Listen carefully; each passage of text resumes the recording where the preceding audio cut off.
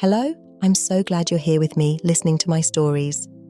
If you're not subscribed to the channel yet, don't forget to subscribe so you don't miss the next stories. Seriously, I get so happy when you subscribe because it brings us closer. And if you can, leave a like. I'd love to see your support. In today's video, I'll share something that many might judge, but that doesn't bother me. I used to have a boyfriend named Andrew, and we shared a rented room. He was kind, caring, and always surprised me with flowers and poems. The difference between us was very noticeable. He was tall, with dark skin and long hair, while I was shorter and stockier. But what truly captivated me about Andrew was his huge heart and brilliant mind. He was a true gentleman. At first, I felt lost, like a leaf in the wind. The guys I had dated before were like storms, intense, rough, and full of attitude. Some of them were so handsome they looked like they had been sculpted by gods, but their souls were as dry as a desert. I had a few brief relationships with them, even one with Logan, but they were fleeting, like a lightning bolt that lights up the sky for a moment and then disappears. Then Andrew appeared in my life. He wasn't the kind of guy that caught attention right away. But something about him deeply intrigued me. His eyes were as intense as the ocean, seeming to hide ancient mysteries, and his smile, oh, that smile, was shy but genuine, like a ray of sunshine after a storm. Andrew wasn't just different, he was unique. Over time, being by his side became as natural as breathing. It was like our souls were connected. There were no games or masks. Being with Andrew was simple and pure. Even though I wasn't very experienced in intimacy, that never mattered. Love, in the end, isn't measured by physicality, but by the true connections we create. One day, he told me he wanted to introduce me to his father. Andrew's mother had passed away when he was young, so his father, Mr. Gregory, had been the one to raise him. And I must say, he did an impeccable job. Andrew had grown into a man ready for life's challenges. I accepted the invitation to meet him with a pounding heart, a mix of anxiety and curiosity. Mr. Gregory's house was on the outskirts of the city, and the road was long.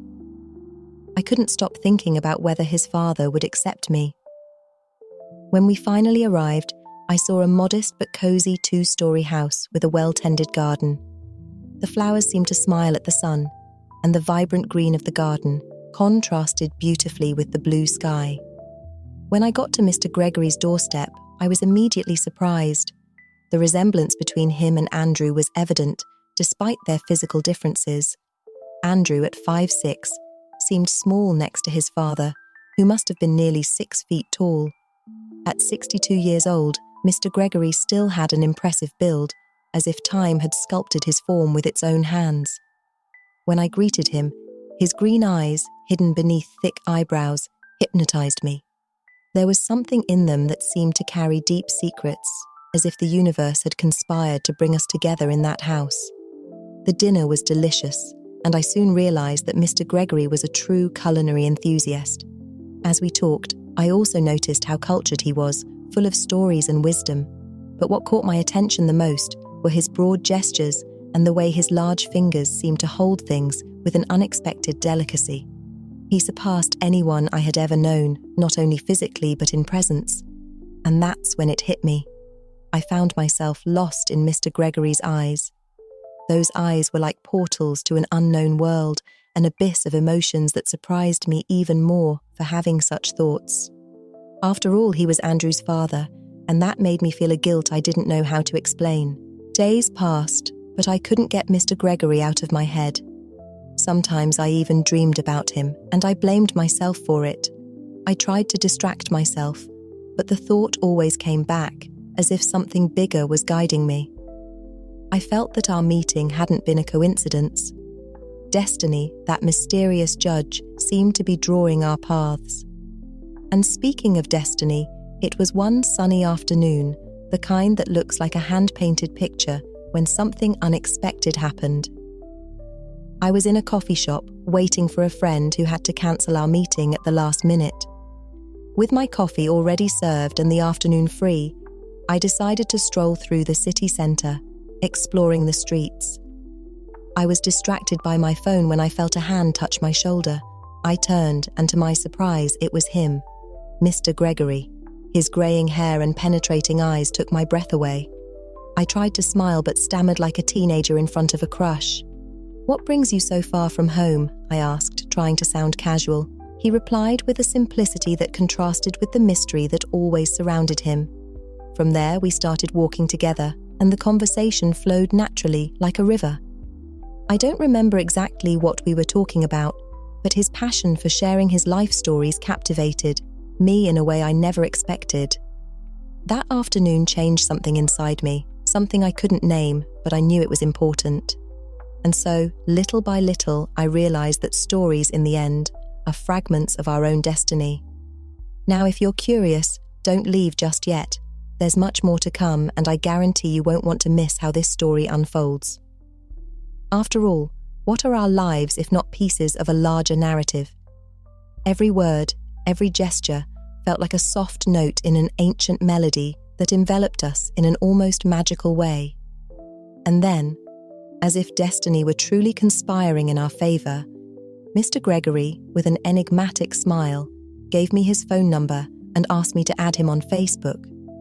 He laughed and said, half joking, "If you talk to my son, why not with me too? You'll end up being my future daughter-in-law." I didn't like the pressure, but in the end, I gave in, and we exchanged contacts on WhatsApp. After all, who could resist a man who combined so much mystery, delicacy, and strength? In the days that followed, I started paying more attention to Andrew's posts on Facebook. Sometimes he shared poems, love quotes, or photos of us, and he always sent me a quick message to check on how I was doing.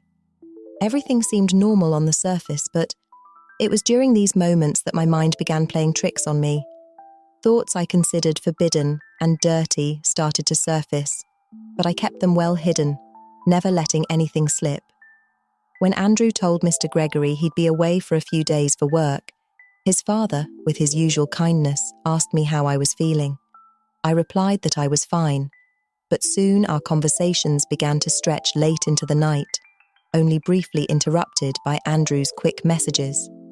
Everything seemed normal until one day, as I wandered the streets, I found myself standing before Mr. Gregory's house. Its old facade was covered in ivy, as if it hid secrets I could barely imagine. I was about to ring the doorbell, but I hesitated. What would I say to Andrew if he found out I had been there? My mind raced to find an excuse, anything that might seem convincing. Before I could make a decision, the door swung open. There he was, Mr. Gregory, wearing a sleeveless shirt and jeans, looking incredibly attractive. My voice trembled as I barely managed to greet him with a good afternoon. He motioned for me to come inside, and I followed him, nervous. As he closed the door, I was already trying to think of an explanation for my presence, though deep down, I knew that any excuse would be a lie. And it was there, in that moment, that everything changed. He grabbed me firmly, turned me around, and I felt his body pressing against mine. A warmth spread through me, something I had never felt before. An intense desire that words could never describe began to consume me. And then he kissed me with a force that took my breath away. My nerves were on edge and my body trembled uncontrollably. I thought I might faint from the sheer intensity of my emotions. But slowly, those kisses started to calm me down.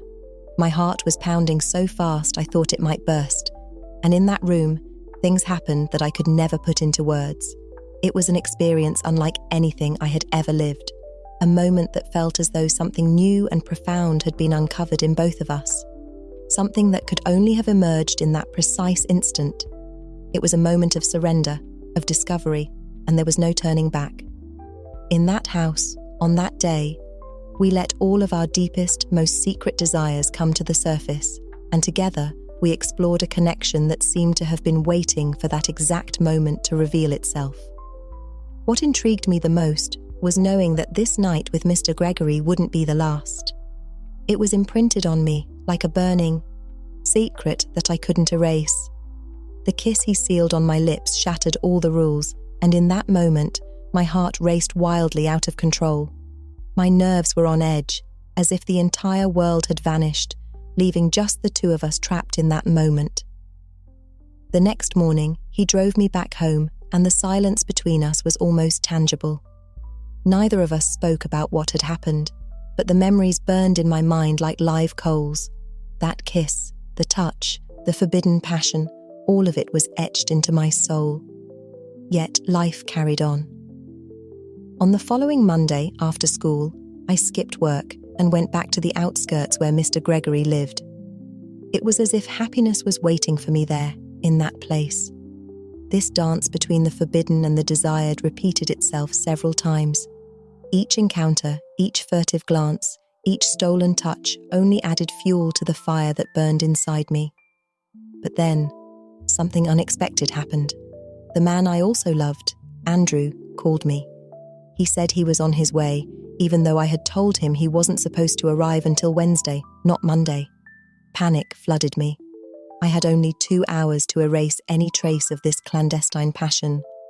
I raced around the house, gathering the clothes I had left scattered, cleaning every detail to make sure he wouldn't notice I had been there. Every second was precious, and my mind was working at lightning speed, driven by desperation. When Andrew finally arrived, he immediately sensed the tension in the air.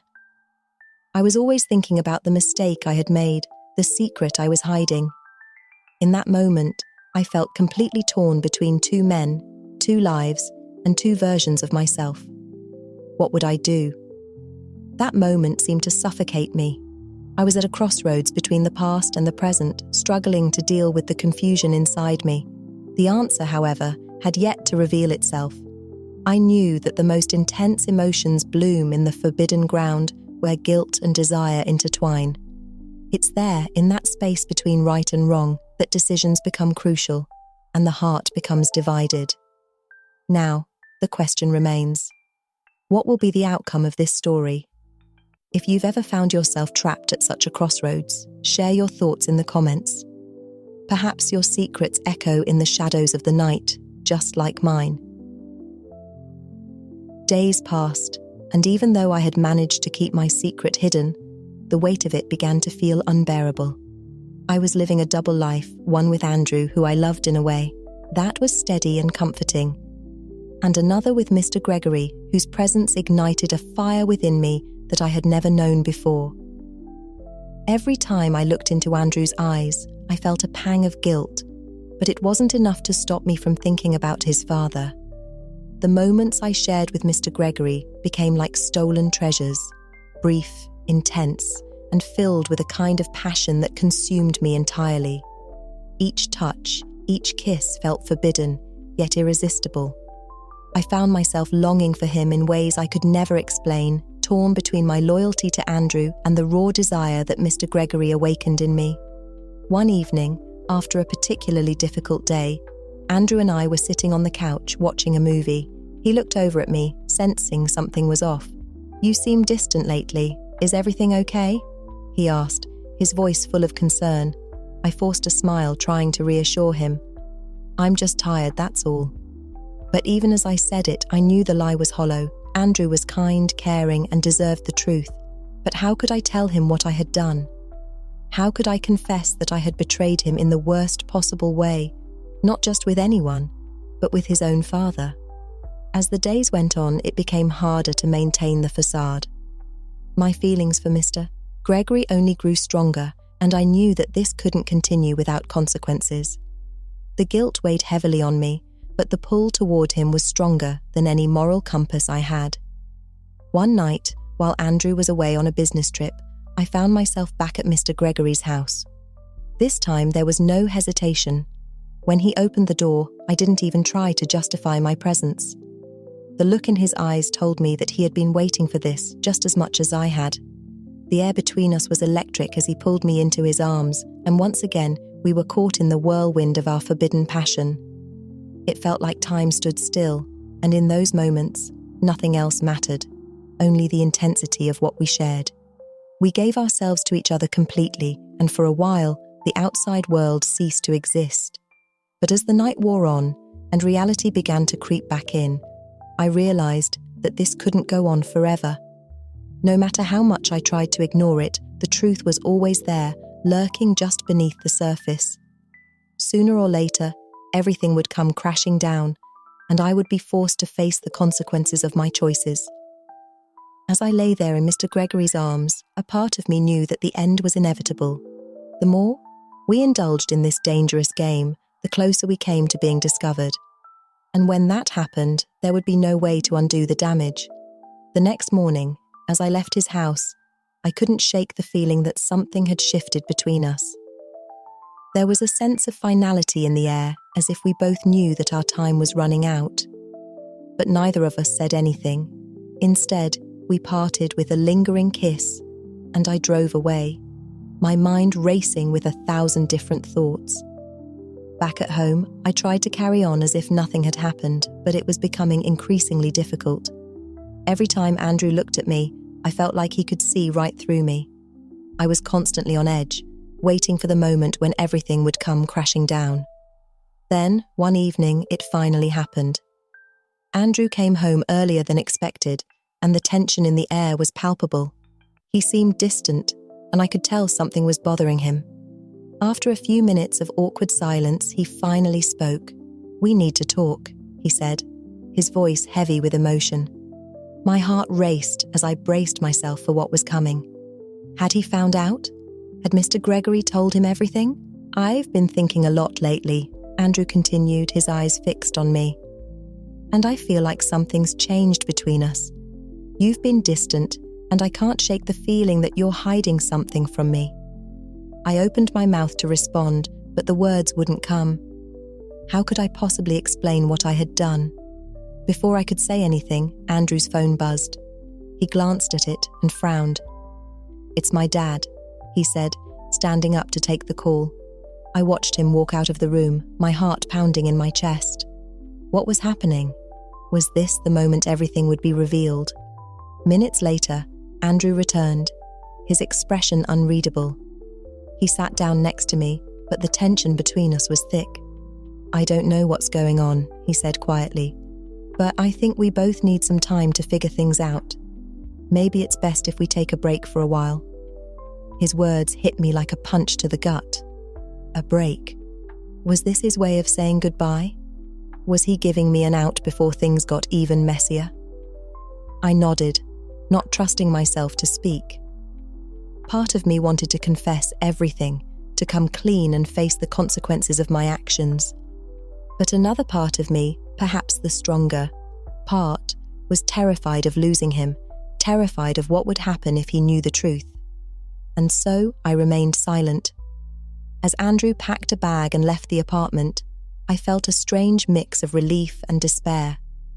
The truth hadn't come out, not yet, but I knew that this wasn't over. It was only a matter of time before everything unraveled.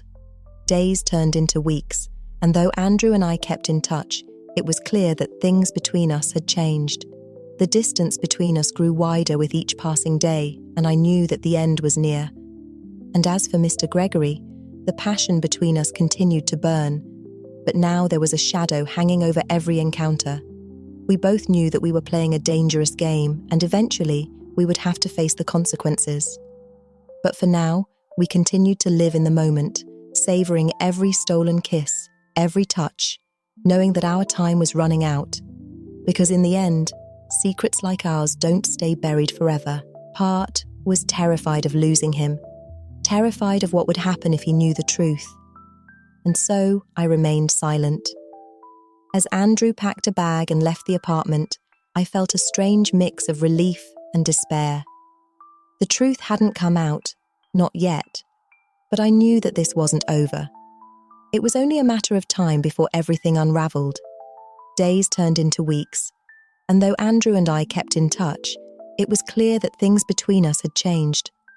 The distance between us grew wider with each passing day, and I knew that the end was near. And as for Mr. Gregory, the passion between us continued to burn, but now there was a shadow hanging over every encounter. We both knew that we were playing a dangerous game, and eventually we would have to face the consequences. But for now, we continued to live in the moment, savoring every stolen kiss, every touch, knowing that our time was running out. Because in the end, secrets like ours don't stay buried forever.